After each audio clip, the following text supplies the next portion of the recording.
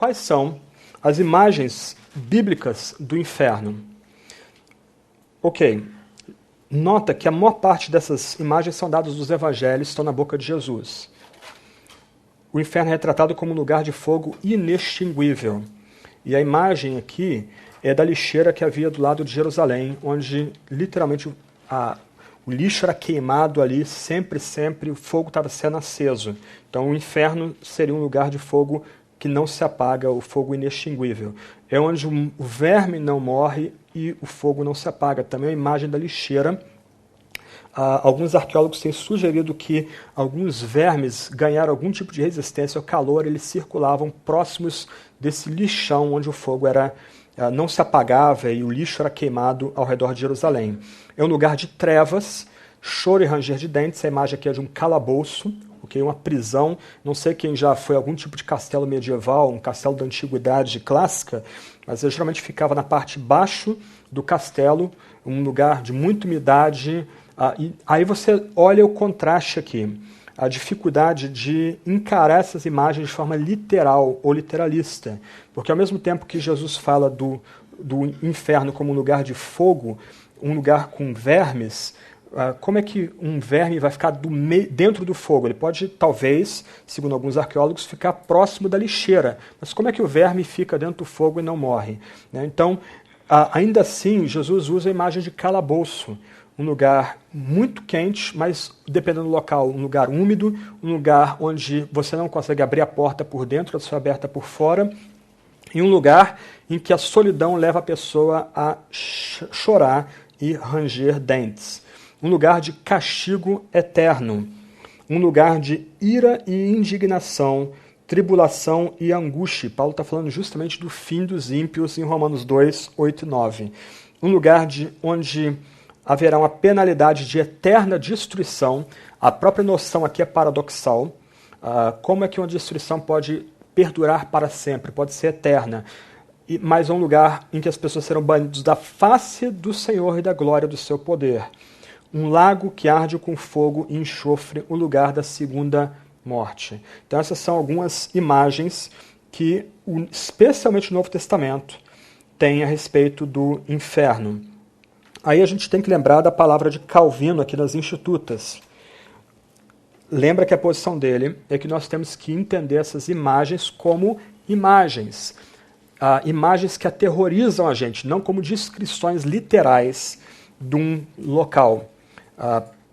Já indo, meu ponto aqui é que me parece, eu digo isso com temor e tremor, que enquanto o céu é um estado e um lugar, o inferno é um estado, não mais um lugar.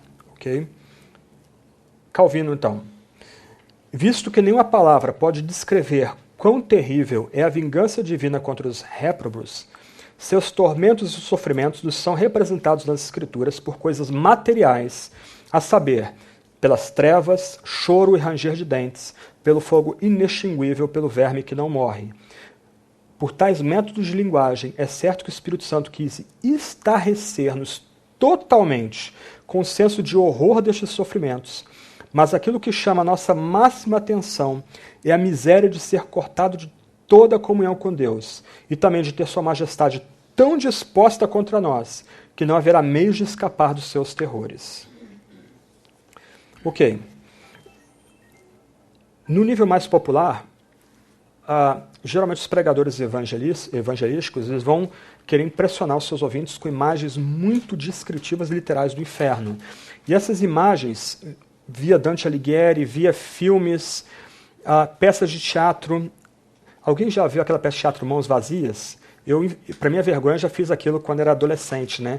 Então, a gente comete tanta bobagem quando é mais jovem, mas continua fazendo bobagem e falando bobagem de vez em quando também. Mas é uma peça de teatro, era muito famosa em minha época de adolescente, década de 80, mais no âmbito fundamentalista, então o inferno era retratado de forma muito literal. Eu estou tentando me lembrar de um filme que passava muito quando era adolescente, Inferno em Chamas. Ih, rapaz, isso aí era... Mas olha só o ponto. Eu imagino que o Dr. Eber vai tratar isso daqui a pouco com vocês. A Bíblia fala do inferno. Ela retrata o inferno com algumas imagens terríveis. Mas, isso é um ponto importante. A Bíblia fala muito mais novos céus e nova terra do que do inferno, e nós invertemos totalmente o jogo. Então, olha só a loucura que nós nos encontramos hoje. E aí eu até entendo um pouquinho esse pessoal mais crítico com as visões tradicionais de inferno e perdição eterna. Nós imaginamos o céu de forma muito literal, um caldeirão de fogo, enxofre, um monte de alminha lá dentro, e o inferno, né? E os demôniozinhos lá com garfo e espetando aquelas pessoas ali. E como é que a gente vê o céu? Um lugar com muito gelo seco, todo mundo vestido de lençol, pagando cofrinho, né, só com um durex ali na nuca, uma auréola também grudada com um durex, todo mundo de arpinha. Aí eu esbarro com o Wilson Porte lá, e eu penso assim, eu já vi esse rapaz em algum lugar. Não, Deus lavou minha memória. Long. Como é que a gente vai louvar a Deus se nossa memória foi apagada? Foi obliterada? Essa visão de céu, que é muito popular no nosso meio espírita, um lugar desencarnado, um mero estado desencarnado, quando na verdade Ezequiel, Zacarias, Daniel, Mateus, Tessalonicenses, Lucas lembram que os novos céus e nova terra são onde Javé está, Jeová chamar, o Senhor ali está. Haverá uma nova terra, nós voltaremos a ser jardineiros. Ok, qual é o meu ponto? A Bíblia fala muito fortemente do céu, e nós tornamos o céu um lugar chato, não um lugar de vida, um lugar de banquete, um lugar de comida e bebida, um lugar de bodas. E os judeus da época de Jesus sabiam celebrar bodas. Muita dança, muita brincadeira, muito riso, muita fruta, muito vinho. Ops, ok, mas estava lá. Okay. Enquanto, do outro lado, a Bíblia, como Calvino destaca aqui, ela aterroriza a gente com algumas imagens sobre o inferno. Essas imagens deveriam suscitar na gente santo temor por aqueles que ainda não creem em Jesus Cristo. Ok. Aí entra uma pergunta. Nós estamos considerando aqui as imagens bíblicas sobre céu, fogo inextinguível, um lugar onde verme não morre, onde fogo não se apaga, calabouço, trevas, choro, ranger de dentes, um lugar de castigo eterno, ira e indignação, tribulação, angústia, etc, etc. Calvino lembra que essa fraseologia tem que ser encarada como uma imagem figurada. Ela não esgota, mas também não quer representar exatamente o tormento eterno. Mas aí entra a pergunta que geralmente é feita. Como, se o inferno é assim, e se o céu vai ser um lugar de banquete, onde nós vamos reconhecer Abraão, Isaac e Jacó, haverá muito reconhecimento ali. Na transfiguração, Pedro sabia quem estava junto com Jesus, Moisés e Elias, ele imediatamente os reconheceu. Como então os crentes vão se alegrar no céu, sabendo que pessoas estarão no inferno, entes queridos estarão no inferno? Então, parte da nossa dificuldade tem a ver com a nossa concepção errada sobre o inferno. Uma concepção literal ou literalista de inferno vai nos deixar com problemas nessa área. C.S. Lewis, um grande teólogo popular, leigo, arminiano, ele argumentou que castigo, destruição, privação, exclusão, banimento são imagens que dominam os ensinos da Escritura sobre a punição eterna. Então ele entende que essa imagem de fogo tem que combinar imagens de tormento e de destruição também. Eu vou citar 3 parágrafos dele aqui, que ele realmente é brilhante, não tem nem como parafraseá-lo. Eu queria que vocês escutassem ele falando sobre essa questão e tentando responder esse dilema, como os crentes se alegrarão no céu, sabendo que talvez parentes seus estarão no inferno. Olha o que ele diz aí. O que pode ser, então, aquilo de que as 3 imagens são símbolo? Fogo, tormento e destruição. Ele está indo na mesma linha de Calvino aqui. A destruição, podemos naturalmente presumir, significa a eliminação ou aniquilação dos destruídos. E as pessoas falam com frequência como se a aniquilação de uma alma fosse possível. Sem querer, ele está respondendo John Stott aqui, ele escreve isso aqui mais ou menos na década de 60, Stott vai defender o aniquilamento década de 80. Em nossa experiência, porém, a destruição de uma coisa significa a emergência de outra. Queime um pedaço de madeira e terá gases, calor e cinza. Ter sido, o itálico é importante, ter sido um pedaço de madeira significa agora ser essas três coisas. Se a alma pode ser destruída, não haverá um estado de ter sido uma alma humana? E não é esse talvez o estado que é igualmente bem descrito como tormento, destruição e privação? Você estará lembrado de que, na parábola, os salvos vão para um lugar preparado para eles, enquanto os perdidos vão para um lugar que não foi absolutamente feito para homens. Entrar no céu torna-se mais humano do que jamais foi na terra. Entrar no inferno é ser banido da humanidade. O que é lançado no inferno, ou se lança no inferno, não é um homem, são refugos. Ser um homem completo significa ter as paixões obedientes à vontade, e essa vontade oferecida a Deus. Ter sido um homem, ser um ex-homem ou fantasma perdido, iria presumivelmente significar consistir de uma vontade completamente voltada para o eu e paixões não controladas pela vontade. Torna-se, naturalmente, impossível imaginar com que consciência de tal criatura, já então um agregado indefinido de pecados mutuamente antagônicos em lugar de um pecador, poderia comparar-se. Pode haver grande parte de verdade no ditado: o inferno é inferno, não de seu próprio ponto de vista, mas do ponto de vista celestial. Não acredito que isso interprete mal a severidade das palavras de Nosso Senhor. Somente aos condenados é que seu destino poderia parecer menos do que insuportável. E deve ser admitido que, à medida que pensamos na eternidade, as categorias de dor e prazer, que nos prenderam por tanto tempo, começam a retroceder, enquanto bens e males mais vastos surgem no horizonte. Nem a dor, nem o prazer como tais têm a última palavra.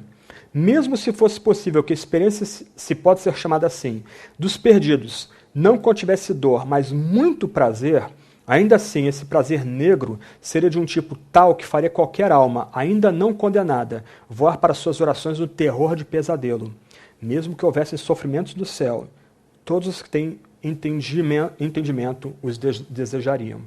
Qual o ponto aqui de C.S. Lewis, que eu acho brilhante aqui? Nós somos criados à imagem divina. Com a queda, essa imagem foi maculada, não perdida.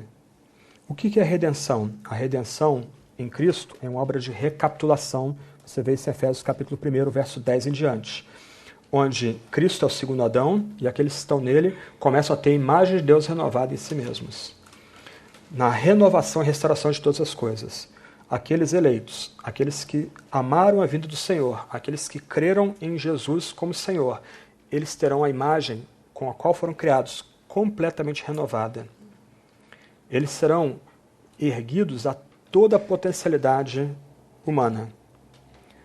Aqueles perdidos são reduzidos a menos do que eram em vida, perdendo completamente a imagem divina com a qual foram criados, que já estava manchada. Se a imagem divina é a capacidade de amar a Deus, se relacionar com Deus, amar o próximo, se relacionar com o próximo, amar a criação e cuidar da criação, aqueles que estão no inferno, aqueles que foram ao inferno, eles perderam completamente essa imagem. Eles são menos do que nós amamos em vida. Eles são lembrança. O resumo do argumento de Lewis. Os que estarão no inferno serão menos do que eram quando em vida. Os que estão no inferno são como cinza, não como madeira. Como ele conclui, o inferno não foi feito para homens.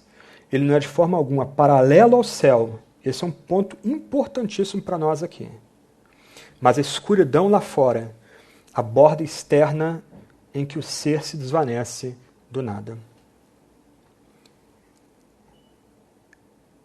Lewis, ele é brilhante em muitos aspectos, mas aqui ele é especialmente feliz. Porque ele entendeu que não há um dualismo entre céu e inferno. O céu e o inferno não são como quartos separados da mesma casa. Antes, os novos céus e nova terra estão lá em cima. E se eu posso usar imagens espaciais, o inferno está aqui embaixo. Aqueles que são alçados aos novos céus e nova terra, são convidados ao grande banquete do último dia, esses são seres humanos em toda a sua potencialidade. Aqueles que são lançados ao inferno ou que caminharam na direção do inferno, esses perderam a imagem de Deus neles. Voltando à ilustração de C.S. Lewis, ele pensa num galho de uma árvore verde, frondosa. Você está olhando ela ali, de repente alguém corta aquele galho e ele cai no chão. Durante algum tempo, ele vai ter folhas, ele vai continuar verde, talvez o tempo vai passando, as folhas vão murchando, vão secando, e o galho seca. Você olha para aquele galho, você lembra o que ele foi, você lembra onde ele estava, você talvez até pense nele como parte ainda daquela árvore, mas aí você tem que queimar aquilo. Você vai pegar aquele galho e vai jogar no fogo. Ele não é destruído completamente. Ele é transformado em algo menos do que ele era quando ele existia. Peter Kreeft é um erudito católico, um apologista, vários livros dele em português. Alguns de vocês devem conhecer Jesus e Sócrates, Sócrates e Sartre, Sócrates e Marx. Ele é bem talentoso. Ele tem um texto muito legal, Como é o Céu. Foi publicado em português há anos atrás. Ele faz esse contraponto aí, seguindo o mesmo caminho de Lewis, Calvino, Agostinho. Deus lavará a nossa memória, que ficará limpa. Não se trata de falsidade nem de ignorância, mas de verdade, porque, em certo sentido, os condenados já não existem mais. Não estão no lugar mais real de todos, o céu.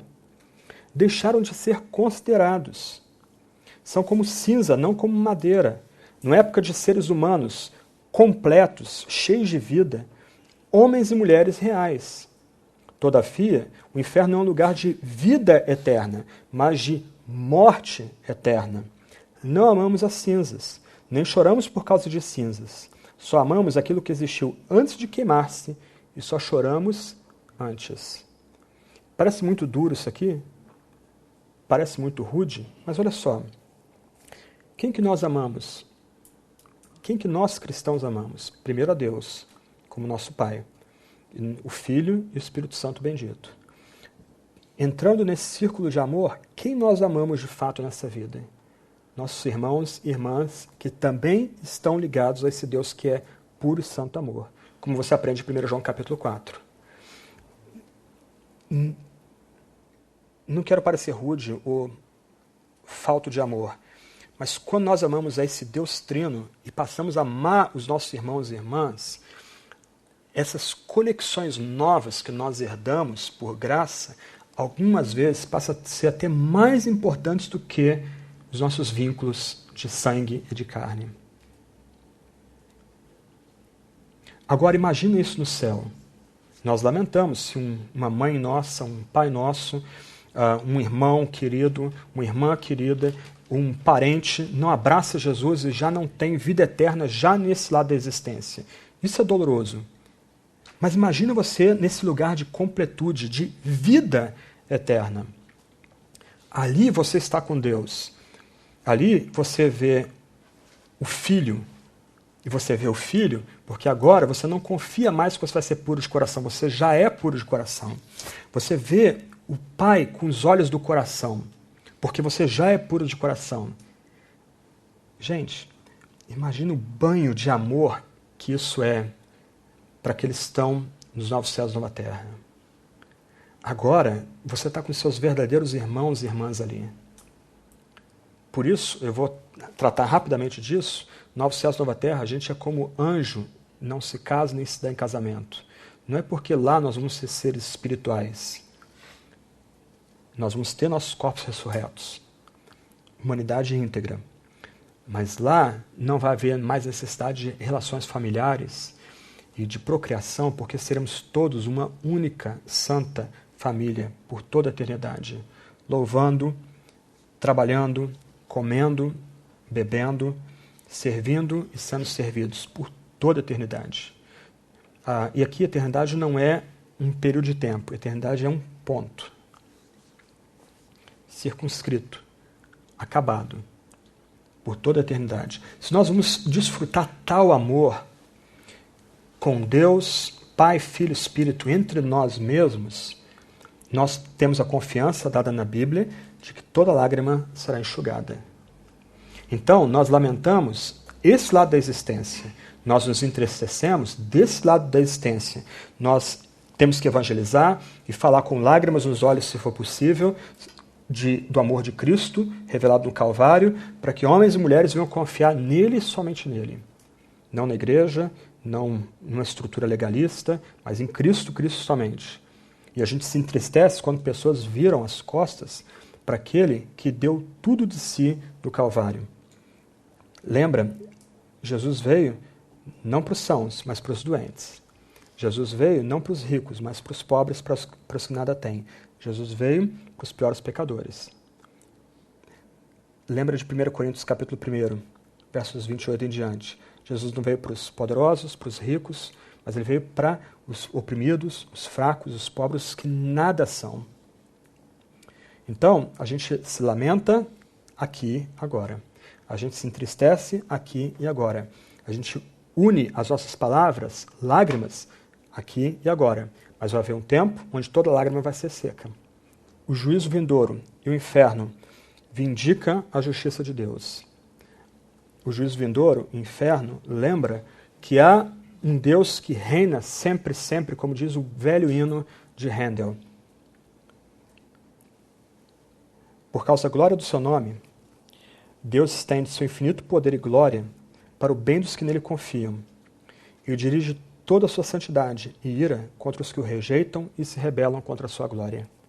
Em outras palavras, Deus, o Deus da Bíblia, é sempre, sempre glorificado. A graça de Deus é glorificada nos piores pecadores que abraçam Jesus Cristo crucificado. Mas a santidade de Deus vai refugir naqueles que permanecem em incredulidade. Por isso, a gente afirma como Escritura a realidade do inferno como um estado de punição eterna e destrutiva, na qual a retribuição justa de Deus é diretamente experimentada. Depois, a certeza do inferno para todos os que o escolhem, através da rejeição de Jesus Cristo e de sua oferta de vida eterna. E por último, a justiça do inferno como uma aflição justa da humanidade causada por Deus, devido às nossas obras malignas e cruéis. Ok.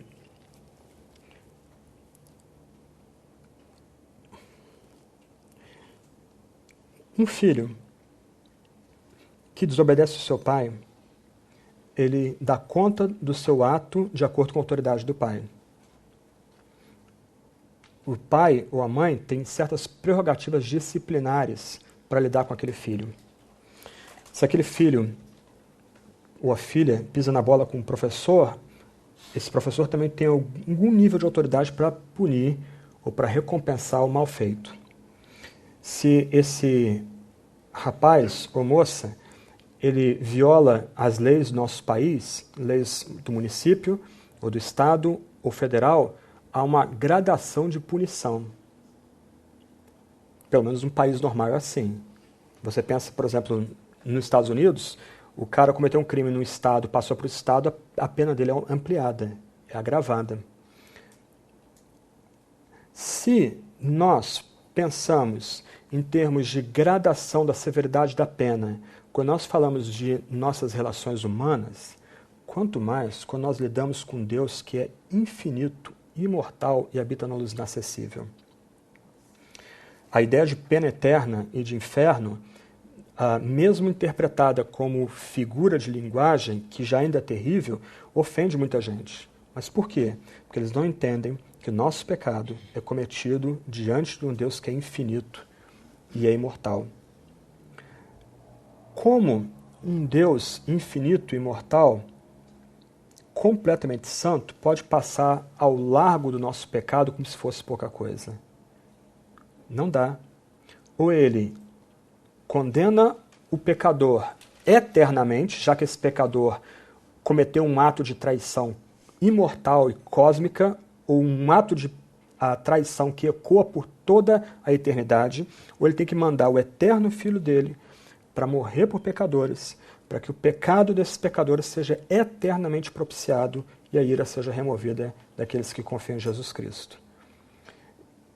Todo ponto aqui gira em torno da própria dignidade de Deus e de quem Deus é.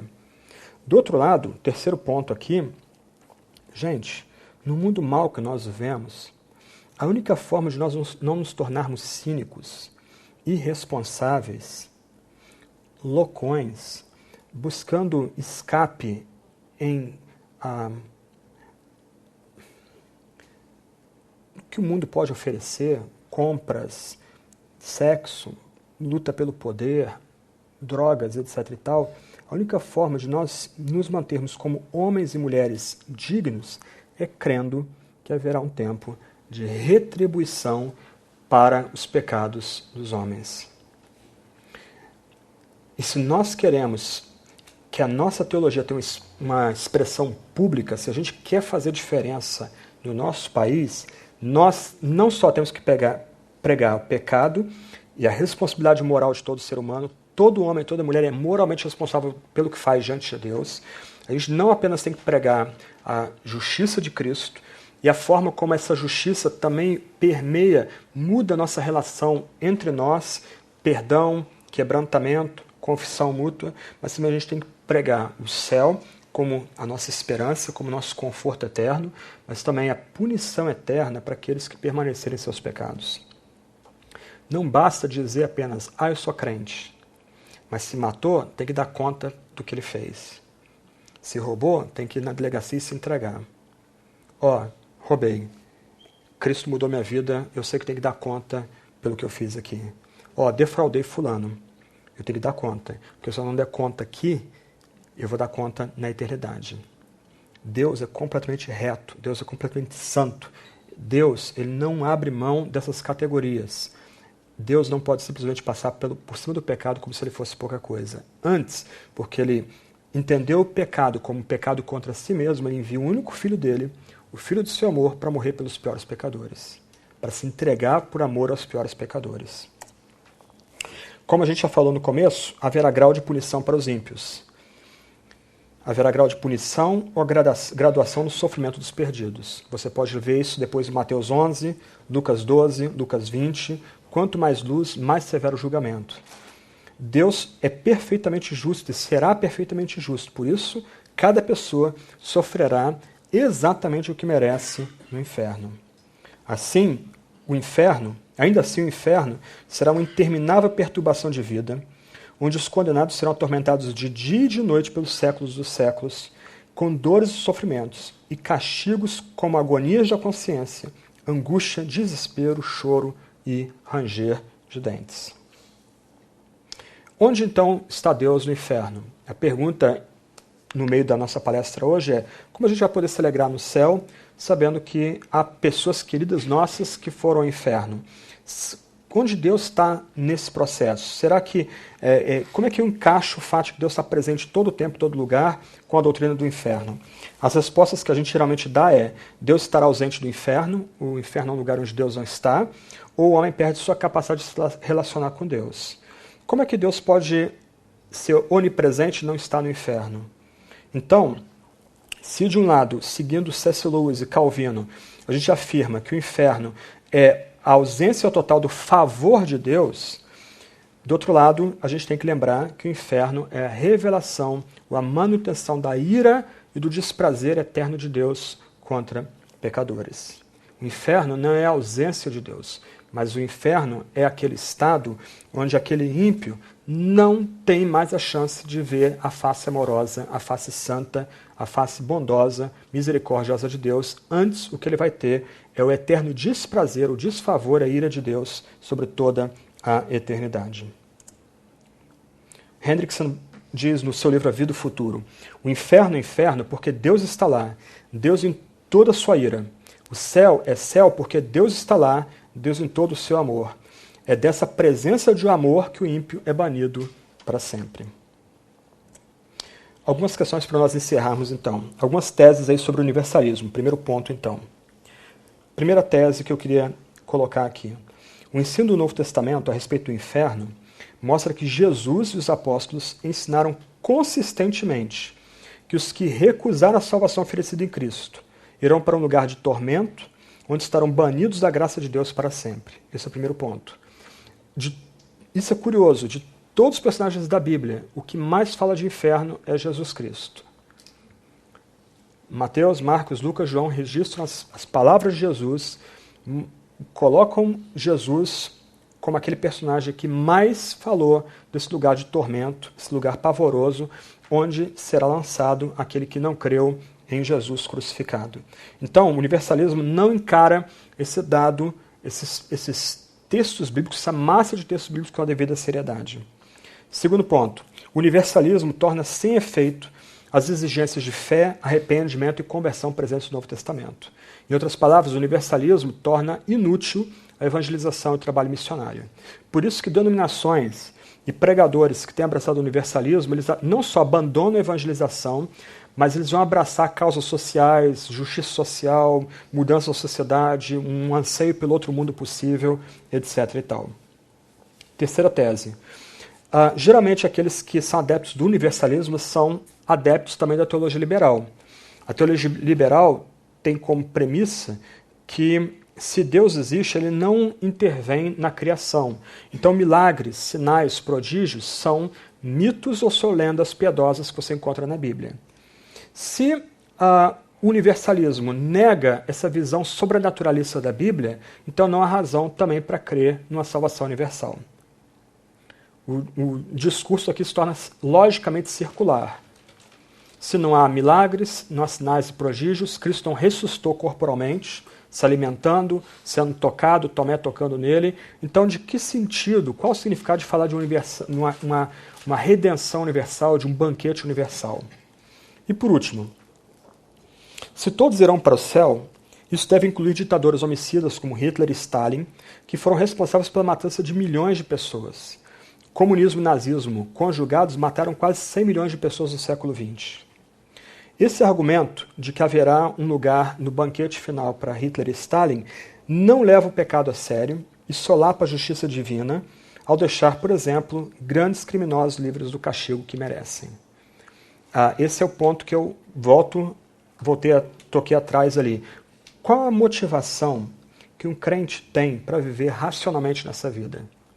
Qual a motivação que o crente tem para permanecer, para lutar pela sua santificação nessa vida? É que mesmo um copo d'água que ele dá para um pequenino vai receber recompensa. Um pequenino dos irmãos de Jesus. Mesmo a manta que ele dá para um dos pequeninos irmãos de Jesus vai ter recompensa. De outro lado, alguns vão escutar: para trás de mim, malditos, que eu não vos conheço. Então, essa noção universalista acaba destruindo a noção do pecado.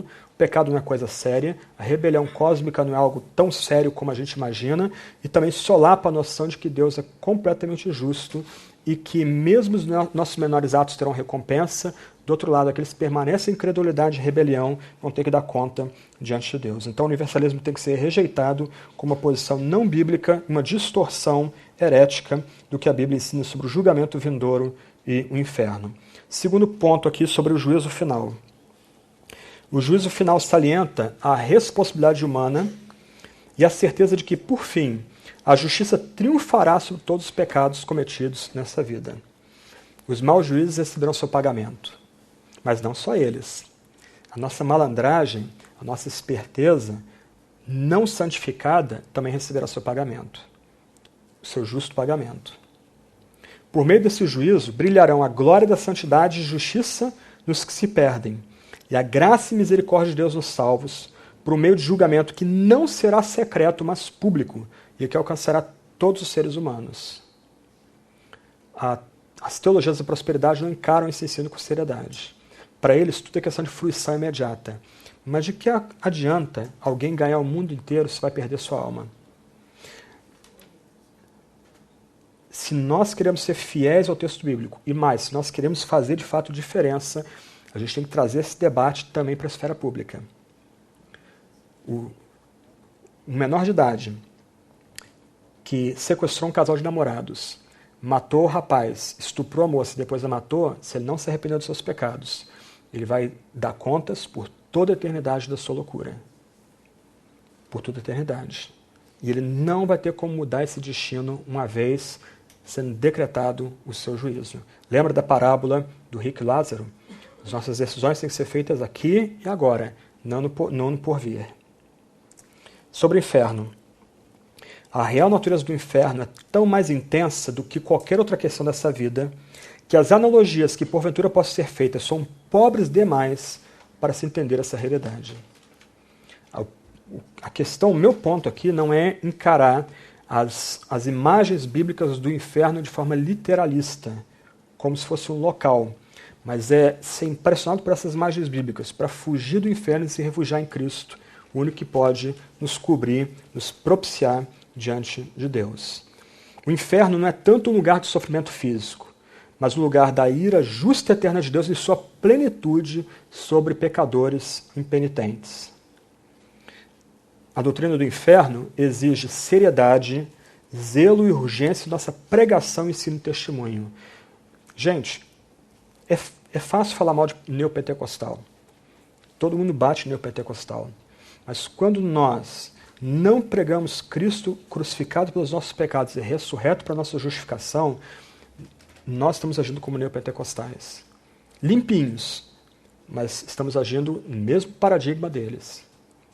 Quando a gente faz com que tudo o nosso culto e nossa igreja gire em torno de encontros de casais com Cristo, oração pelos desempregados, oração pelos doentes.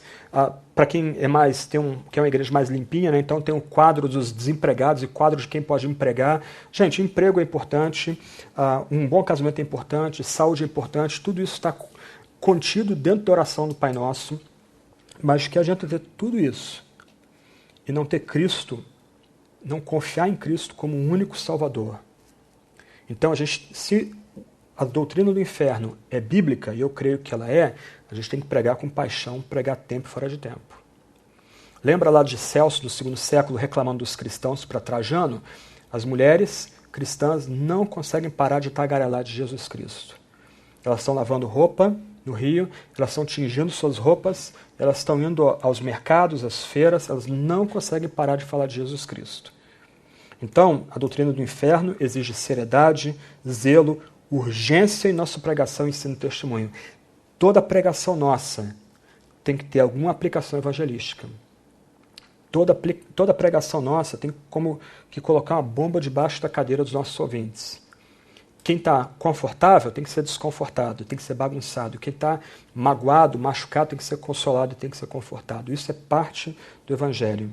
E já que as pessoas estão condenadas, a não ser que creiam no Evangelho, a gente tem que trabalhar com paixão para Cristo ser levado a elas. Se a gente tem uma visão exaltada de Deus, na sua glória, na sua graça, mas na sua santidade, na sua misericórdia, mas na sua retidão, na sua justiça, mas também na sua bondade, ok? A gente tem que levar esse Deus exaltado às pessoas, a gente tem que trabalhar duro para nossas comunidades serem comunidades evangelísticas e missionárias, por causa do Deus que nós adoramos, por causa do louvor que nós prestamos a um grande Deus. Então a gente tem que trabalhar sério para pregar o Evangelho, a gente tem que mandar a gente para lugares onde o Evangelho não chegou. É nossa responsabilidade.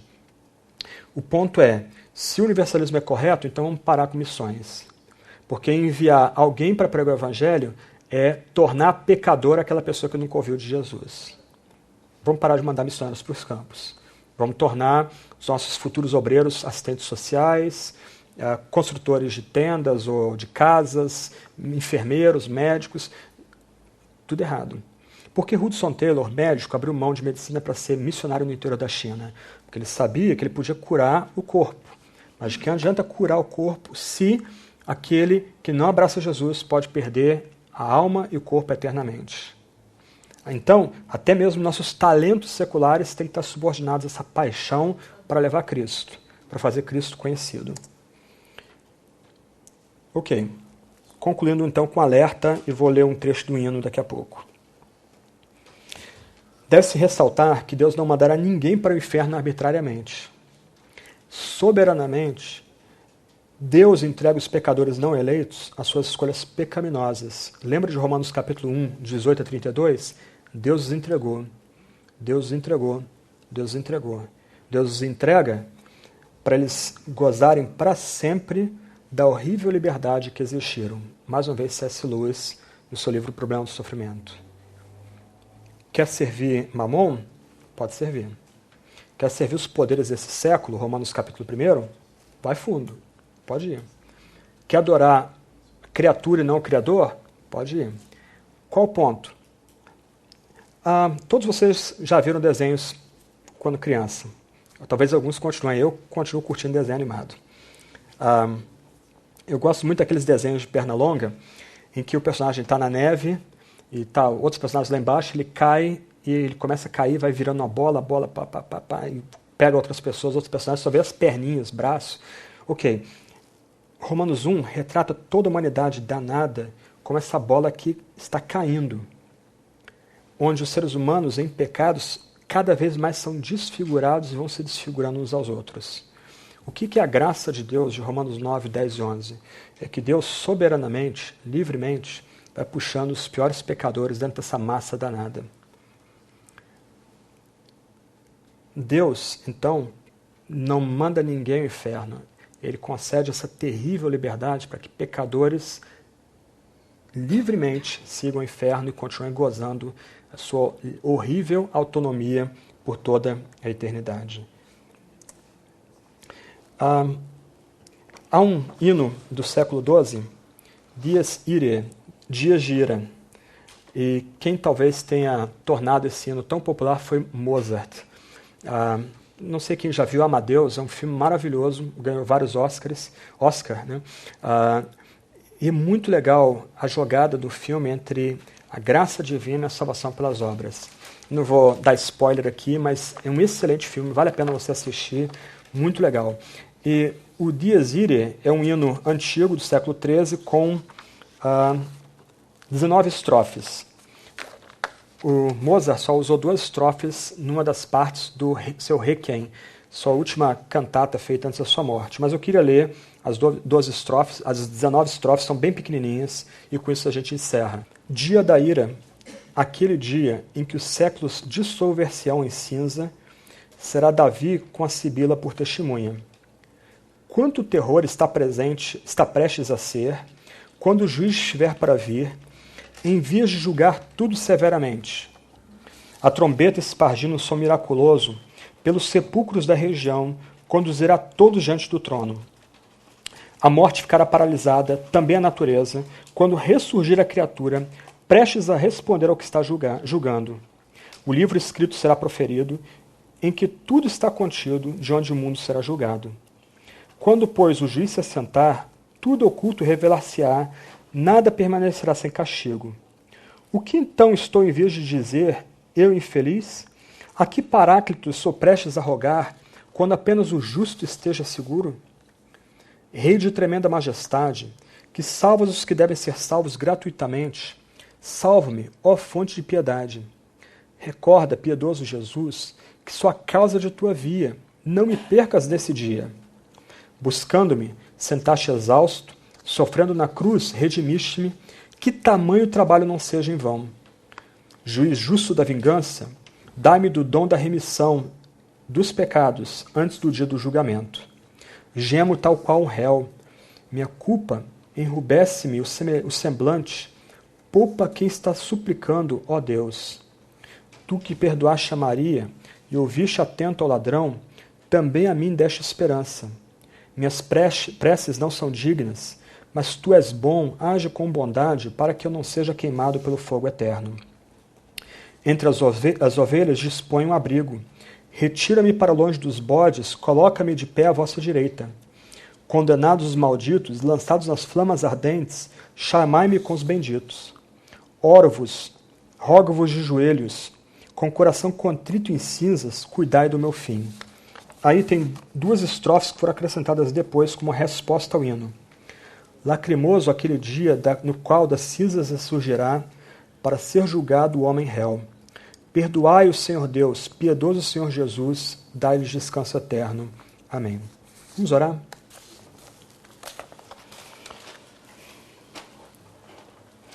Senhor Deus, único Deus vivo e verdadeiro, mais uma vez nós nos colocamos diante de tua face. Ó Deus, tu vens a nós, tu se revela a nós, tu te deixa a nós na tua palavra.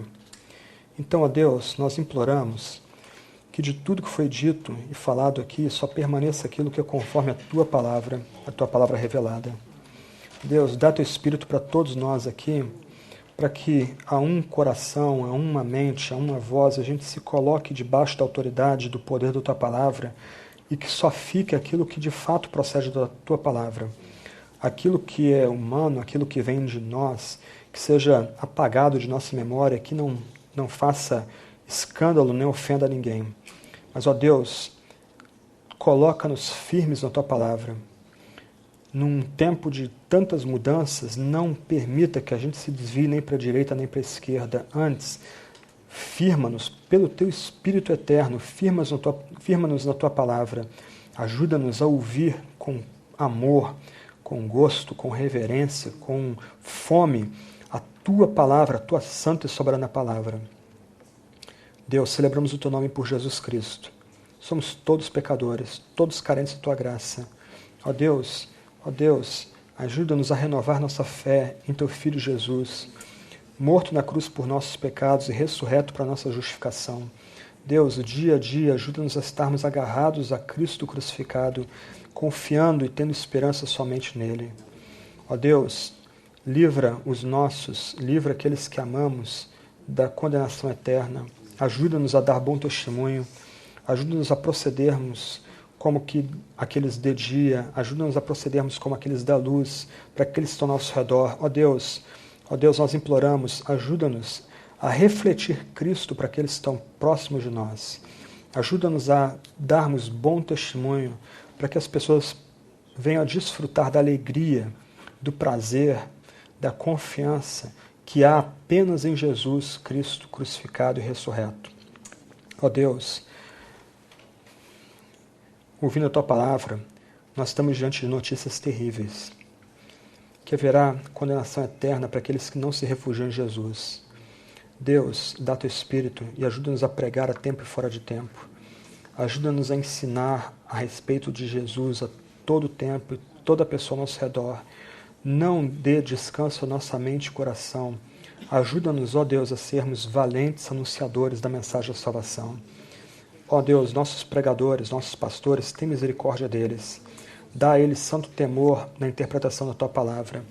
E Deus, dá a eles santo temor no anúncio de Cristo morto e crucificado pelos nossos pecados. Ó Deus, que a gente tenha a alegria e o privilégio de ver Cristo, a cruz de Cristo de fato exaltada na terra de Santa Cruz, nessa terra do Brasil. Deus, ajuda-nos, dá-nos a Tua unção, dá-nos o Teu Espírito Santo, para que nós venhamos a ser encontrados como homens e mulheres que confiam em Jesus, que pregam Jesus e que ensinam Jesus crucificado e ressurreto ao terceiro dia. Porque em nome de Jesus, nosso único refúgio, nossa única salvação, o nosso grande Cordeiro que tirou o pecado de entre nós, que oramos. Amém.